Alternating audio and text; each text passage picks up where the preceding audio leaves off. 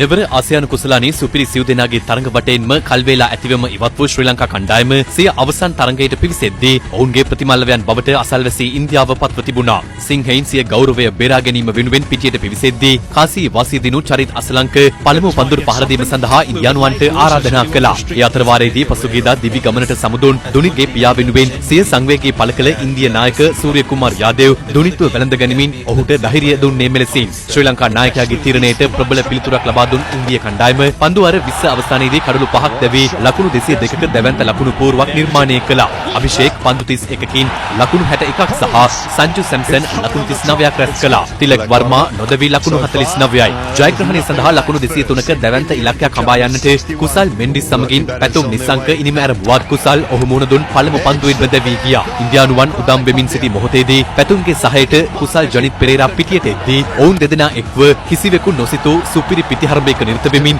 දෙවැනි කඩුල්ලට ලකුණු 127ක සමදතාවක් එක් කළේ ඉන්දිය නායකයාට සහ පන්දු යවන්නන්ට සිය සැලසුම් ගැන යලි සිතන්නට ඉඩහසර වෙන් කරමින්. මෙය ශ්‍රී ලංකාව වෙනුවෙන් ක්‍රීඩකයන් දෙදෙනෙකු විසින් ජගත් පන්දුවාර 20 තරගයකදී ඕනෑම කඩුල්ලක් වෙනුවෙන් ගොඩනැගූ තෙවැනි ඉහළම සමදතාවද වනවා. කුසල් ජනිත් පෙරේරා පන්දු 32කින් ලකුණු 58යි. කිසිදු ඉන්දිය පන්දු යවන්නේකෝ තුට්ටුවකට මයිල් නොකළ පැතුම් නිසංක නම් වූ මෙම හුරුබුහුටි පිටිකරුවා සිය කුළුඳුල් ජාත්‍යන්තර පන්දුවාර 20 ශතකයේ වාර්තා කරමින් පන්දු 58කින් ලකුණු 107ක් රැස් කළා. ශ්‍රී ලංකාව වෙනුවෙන් ජගත් පන්දුවාර 20 තරගයකදී ක්‍රීඩකයෙකු රැස් කළ ඉහළම ලකුණු සංඛ්‍යාව මෙන්ම ශ්‍රී ලංකා ක්‍රීඩකයෙකුගේ සිව්වැනි ජාත්‍යන්තර පන්දුවාර 20 ශතකයේද මෙයයි.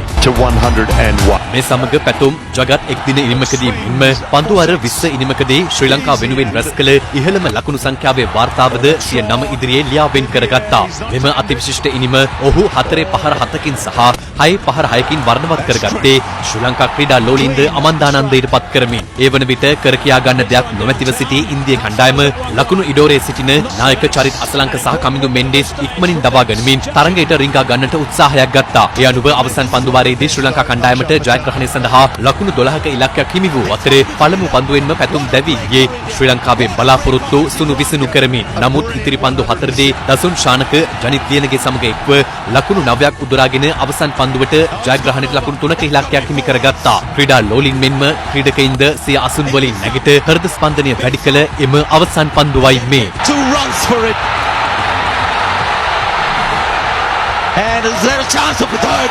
ලකුණු දෙකක් පහසුවෙන් ලබාගත්තත් ඉන්දිය ක්‍රීඩකයින්ගෙන් සිදු වූ අතපසුවීමෙන් තරගයේ ජයට අවසි දෙවැනි ලකුණ ලබා ගන්නට තිබුණු අවස්ථාවක් ශ්‍රී ලංකාවෙන් ගිලිහී ගියා. දසුන් ශානක දෙවැනි ලකුණ ලබා ගැනීමෙන් පසු සිය අන්තයේ වැතිරීමත් සමග දෙවැනි ලකුණ ලබා ගන්නට දිව්‍යන ලෙස සියල්ලන් පැවසුවත් ඔහු එය දුටුවේ නැහැ. ඒ ශ්‍රී ලංකා කණ්ඩායමට පන්දුවාර 20 ලෝකශූර ඉන්දියානුවන් සුපිරි තරගයකින් පසු පරාජය කරන්නට තිබුණු මහඟු අවස්ථාවක් අහිමි කර ගනිමින්. ඒ අනුව ශ්‍රී ලංකා කණ්ඩායමද නියමිත පන්දුවාර 20 අවසානයේදී කඩලු 5ක් දැවී ලකුණු 202ක් ලබා තරගයේ ලකුණු සම වුණා. ඒ අනුව ශ්‍රී ලංකාව සහ ඉන්දියාව අතර අඛණ්ඩව දෙවැනි වරටත් පන්දුවාර 20 තරගයක් ලකුණු සමව අවසන් වූ අතර ජයග්‍රාහකයින් තීරණය කිරීම සඳහා සුපිරි පන්දුවාරයේ වෙත යොමු වුණා. පැතුම් නිසංක එවන විට කිසියම් අබාධ තත්වයකට පත්වීමත් සමග ඔහු සුපිරි පන්දුවාරයේ ක්‍රීඩා කිරීම සඳහා පිටියට නොපැමිණි අතර සුපිරි පන්දුවාරයේදී ශ්‍රී ලංකාවට නියමිත කඩලු 2 දැවී ලබා ගැනීමට හැකි වුණේ ලකුණු 2ක් පමණයි. ජයග්‍රහණය සඳහා අවැසි ලකුණු 3 සුපිරි පන්දුවාරයේ පළමු පන්දුවෙම සපුරාගත් ඉන්දිය කණ්ඩායම මෙම තරගයේ සුපිරි පන්දුවාරයේදී ජයගත්තා. ශ්‍රී ලංකාව තරගයේ පරාජය වුවත් තරගයේ විරය ලෙසින් පැතුම් නිසංක සම්මානය දිනාගත්තා. මෙම තරගයේ අනතුරුව ඉන්දිය නායක සූර්ය කුමාර් යාදේව් පවසා සිටියේ මෙය තමන්ට අවසන් මහා තරගයේ ලෙසින් හැඟුණු බවයි.